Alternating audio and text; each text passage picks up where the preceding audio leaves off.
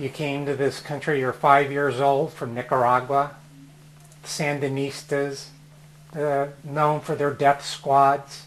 But you were 5 years old. Now you live in Miami. When was it that you first learned that you had HIV and AIDS?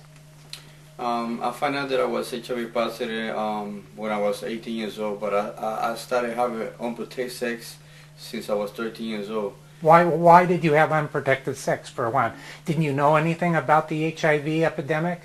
To be honest with you, I didn't know. We don't talk about it in the street. We just want to do whatever we want, and one of the issues is condoms for the Hispanic community. So we don't believe in condoms and different things like that.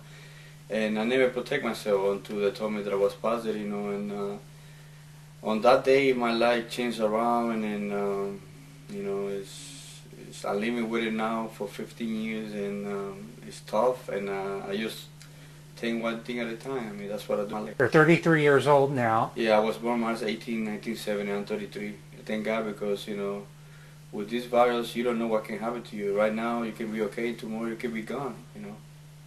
What messages have you tried to bring across to the Latino community?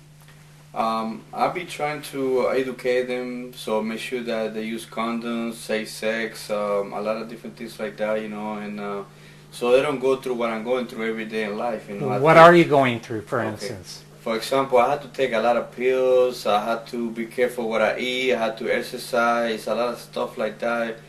Physically, HIV affect me, you know, and mentally too. And one of the things that affect me in my life is that I might not be able to have a kid, and that's one of the biggest issues in my life right now. You want to have children? Yes, but you know. You were a boxer, so you can't box anymore. So your way of life, what you thought you would be doing for a career, has been taken away from you.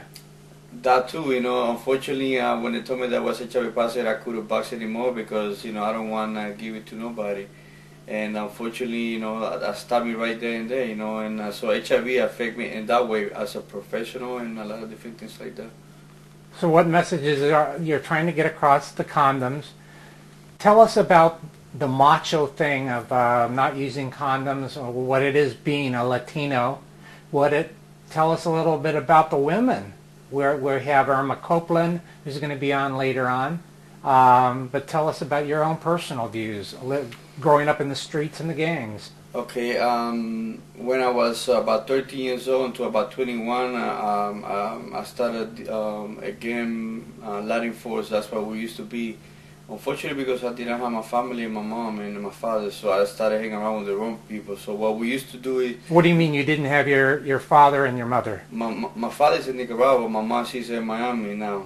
And what, you have brothers and sisters? Yeah, but I didn't have somebody who can tell me what to do, so I did whatever I want.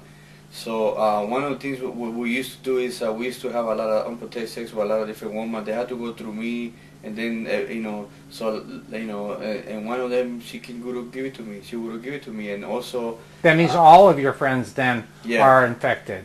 That could be. You never know, because the thing is, for example, they go through me first, and then they go through you, and like that. You know. So what is going on with the gang that you were with? Are you still in contact with them? Are they still active? To be honest with you, since I found out that I was positive, I don't keep in touch with them because I don't know what they're doing. You know, I want to change my life. I want to do positive things. For example, educate as many people I want. You know, through videos or whatever it is. You know, newspaper and different things like that I've done. You know, and I continue doing it until the day I die. That's what I want to do. And there's so many Latinos out there who are positive and they don't want to come out. It's because of the stigma, discrimination, immigration issues, a lot of things like that. That's why we face it. Right now, I'm not facing that because I'm okay with that. Okay, talk about the immigration issues, for instance. For example, I was the first HIV immigration case in Miami, and I changed the law, you know, and thank God for that, you know. And I became a resident in 1990, and then I became a citizen in 1996. And that was one of the biggest happiness day in my life, because now I don't have to worry about immigration issues. I don't need to worry about, you know, stigma and discrimination, you know, and things like that, you know. Well, you're not only Nicaraguan, you're Latino. What's it like talking to, let's say, another country? Are there differences, or are you united in as far as your ethnicity is concerned? The only thing that we unite is the language. We speak Spanish, so we understand. It's all the same Yeah, language. it's all the same, but the only thing is Cuba might have different things than Nicaragua, the food or whatever it is, but we're all the same, I mean, thank God that we left before the Sandinista, because otherwise, I don't know what could have become of me. It would be, So undoubtedly, some of their friends and family have been influenced by the death squads or whatever. But you say that the government isn't participating very much with the treatment in Nicaragua? They're not doing nothing about it. They're concentrating on a lot of different things, and I know there's a lot of people are positive out there, because I went once and it was kind of sad. They need medicine. They need a lot of different things, And the government, they don't care about it, you know what I'm saying? I mean, you can die in the street, they don't care about nothing, and it's kind of sad. Pérez Bermúdez, yo soy un activista del SIDA a nivel nacional y local. Lo he hecho muchos años porque quiero hacer algo por mi comunidad latina. Estoy entrevistando a la señorita Irma. Ella está dando su testimonio de su vida, que es muy interesante, y estoy alegre que ella lo haga de voluntaria y que quiera hacer mucha diferencia en la comunidad de las mujeres latinas, que es muy importante el tema de ella, que es un tabú en la comunidad latina, que no lo hablamos, de todo lo que ella dijo hoy. Ahora voy a dejar que ella hable un poquito de por qué tú crees, cómo es vivir con el virus diariamente. Es muy difícil porque tengo que tomar mucha medicinas que tengo que comer, tengo que tomar con comida, medicinas que tengo que tomar sin comida, medicinas que tengo que tomar con mucha agua. Tengo muchas otras problemas con mi salud, causa tomando medicinas por tantos años ya. Yo sufrí antes mucha discriminación por siendo mujer hispana. En clínicas donde yo iba me trataban bien mal, pero gracias a Dios ya no. Se están educando más y más las clínicas, las oficinas del doctor en no tratar gente así, pero es difícil para mí. Tengo diarrea todos los días, dolores de cabeza, dolores del estómago, se me duermen las manos, tengo mucho dolor en las rodillas, los pies se me duermen.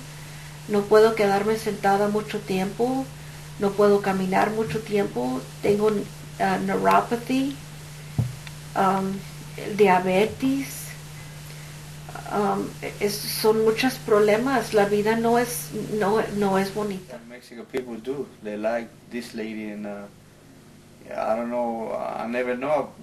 I know she's, I don't know. So what happens? You're in church. What is church like? You do confession. Yes, we do that. We pray a lot, and also we talk about the Bible. Does your priest know, obviously, that you're positive? I never disclose myself because he never asked me, or he never, If I would, I do that. Whatever it is that I need to do, I do that. The issues that I haven't bringing up, but I will, because the thing is, a lot of churches, they don't like to talk about sex issues and condoms and a lot of different things like that. So it had to be a church that... Are you friends with your father? I mean...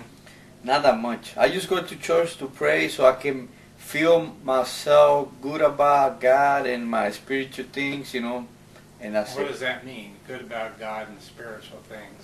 For example, it's like when I go to church and I pray, it's like I get all my energy back for the week. I take 1 week at a time, and I go and I pray a lot.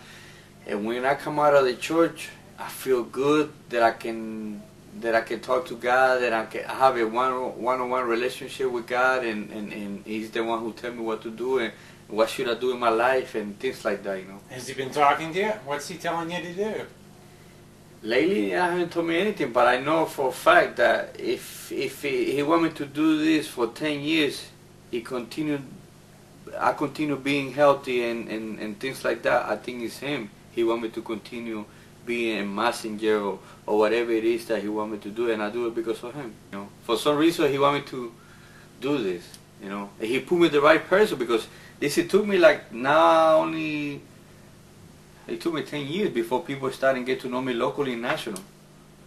And it took me for me to disclose myself, because I was going through immigration for 2 years. I was going through, like, I don't want nobody to know, because I might get in, you know, deported, or I might be, you know, so I disclosed myself, so I covered my face to make sure that they don't know that I'm HIV positive. So as soon as they told me that I'm a legal resident, oh man, I feel like, and then from there I went to my citizenship. As soon as they told me I'm citizen, forget it. Now I'm pretty open. I can tell anybody they want me to, priests, anybody.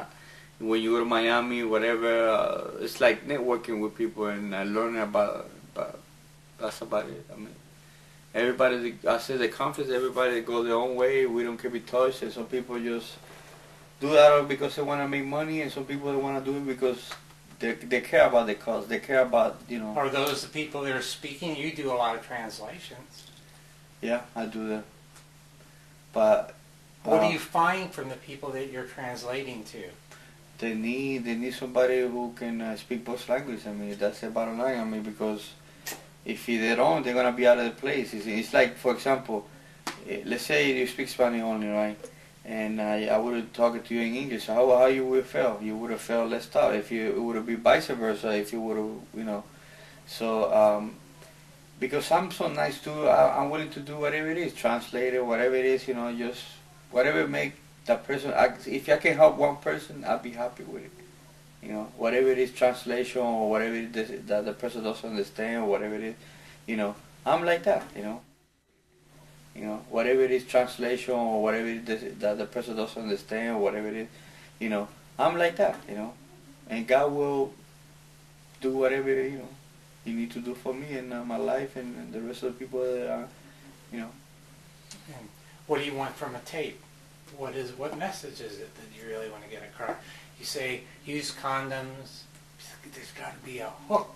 There's got to be something that Basically different than anybody else. What is it? Wow, that's a good question. Want to happen to one of your family members, you care about that.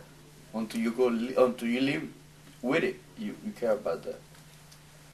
Well, thank you for Thank being a you, part thank of the you. show, and good luck to your aspirations, and we hope that you achieve everything that you've wanted.